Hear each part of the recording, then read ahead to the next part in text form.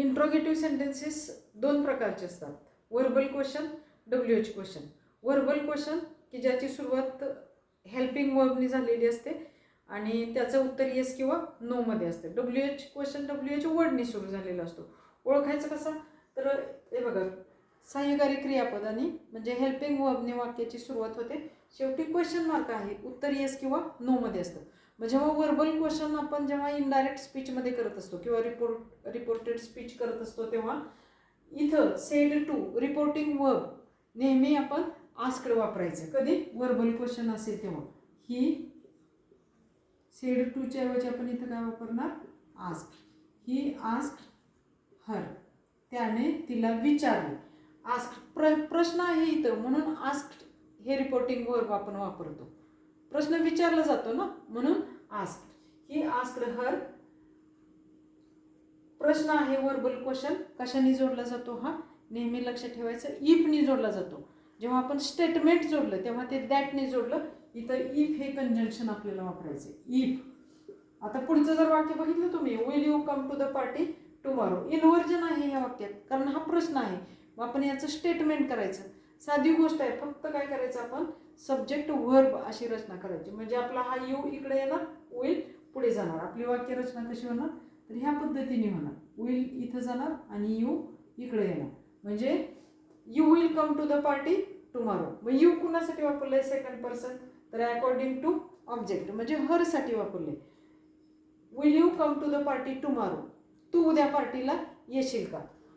इथं आपण तू कुणासाठी वापरले, तर हरसाठी वापरले, म्हणजे तिच्यासाठी वापरले. आपण म्हणताना काय म्हणणार, ती उद्या पार्टीला येईल का. म्हणजे इथं इफ हिचं काय, यूचं काय होणार, सी. सी. विलचं काय होतं, वुड. See would. फ्युचर टेन्समध्ये वाक्य आहे, फक्त वुड करायचं, ह्याच्यापेक्षा काही बदल करायचं नाही. She would come, she would come to the party,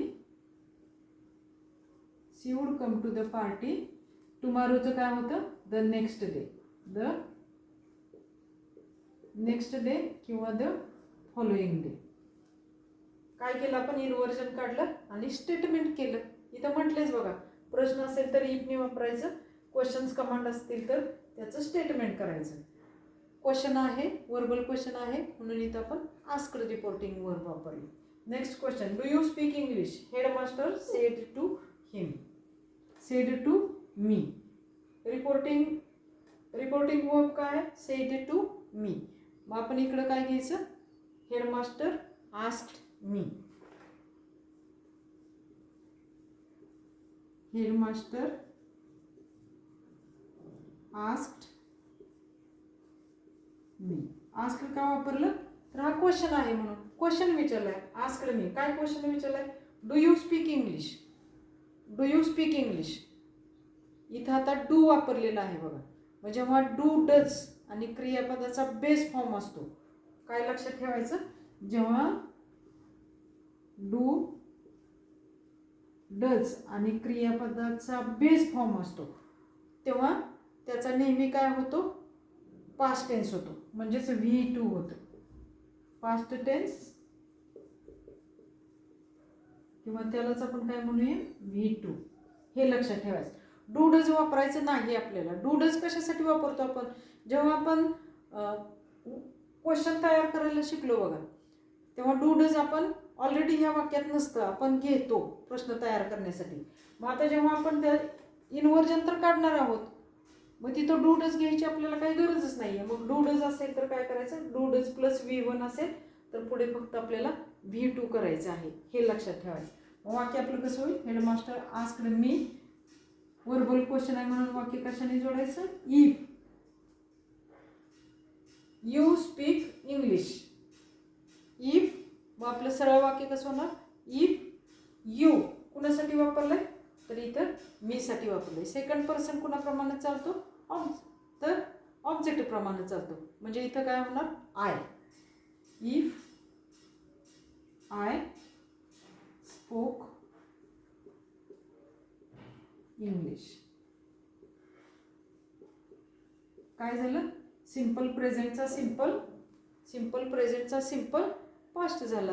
किती सोपं आहे लक्षात ठेवायला बघा. इफ आय स्पोक इंग्लिश, इथं आपण स्पोक का केलं, तर इथं डू आहे म्हणून इथं आपण स्पोक केलं. सिंपल प्रेझेंट आहे ना ह्या वाक्यात, म्हणून आपण सिंपल पास्ट केला. इथं डू आहे म्हणून आपण इथं डीड वापरायचं नाही, हे लक्षात ठेवायचं. डू डज प्लस वी असेल तर पास्ट टेन्स करायचं. म्हणजे काय करायचं, तर फक्त क्रियापदाचं भूतकाळी रूप लिहायचं, हे लक्षात ठेवायचं. Next, mother said did you see it, त्याच्यासारखंच वाक्य आहे बघा, फक्त इथं काय वापरलंय, डीड वापरलंय. 2 टेन्स असे आहेत बघा, सिंपल प्रेझेंट आणि सिंपल पास्ट. हे जे 2 टेन्स आहेत, ह्या टेन्समध्ये हेल्पिंग वर्ब नसतात. मग हेल्पिंग वर्ब नसतात म्हटलं की आपण निगेटिव्ह करण्यासाठी किंवा क्वेश्चन तयार करण्यासाठी त्या डू डज डीड आपण वापरतो. मग इथं डीड वापरलंय ना ह्या वाक्यात प्रश्न तयार करण्यासाठी. मग डीड प्लस V1 आलं की लक्षात ठेवायचं हॅड प्लस V3 वापरायचं. काय लक्षात ठेवायचं, डीड प्लस V1 आलं की जेव्हा इनडायरेक्ट करायचं तेव्हा त्यात काय वापरायचं, हॅड प्लस V3. म्हणजे सिंपल पास्टचा परफेक्ट सिंपल पास्टचा परफेक्ट पास्ट होतो. साध्या भूतकाळाचा पूर्ण भूतकाळ होतो.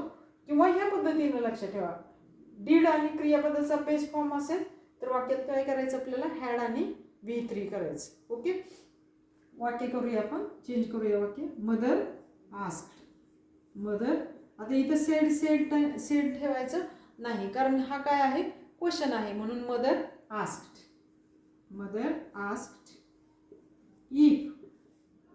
इफ. आता हा प्रश्न आहे, डिड यू सी इट, आपल्याला डीड या वाक्यातून काढूनच टाकायचंय. डीड आपल्याला वापरायचंच नाहीये का, तर त्याच्याऐवजी आपण काय वापरणार आहोत, हॅड प्लस V3. मग हे वाक्य कसं होईल, mother asked if I had, you कुणासाठी वापरलाय, तर मला प्रश्न विचारलाय म्हणून mother said did you see it, तुला दिसते का म्हणजे मला, म्हणून इथं आय, इफ आय हॅड, सीचं काय होतं, सीन, V3 इथं म्हटले बघा, V3 seen it, full stop, question mark निघून गेलं. किती सोपं आहे बघा. या पद्धतीने लक्षात ठेवा, हा नियम लक्षात ठेवा तुम्हाला पाहिजे तर. हा जो नियम दिलाय ना थोडक्यात, हा लक्षात ठेवा. ही फक्त कधी तुम्हाला शंका येते, जेव्हा डू डज आणि डीड वापरलेलं असते ना तेव्हाच फक्त प्रश्न पडतो. Okay, next sentence, he said to me can't you hear me, negative sentence आहे बघा. He said to me, said to me ह्या रिपोर्टिंग वर्बच्या ऐवजी आपण इथं काय वापरणार आहोत, आस्क्ड.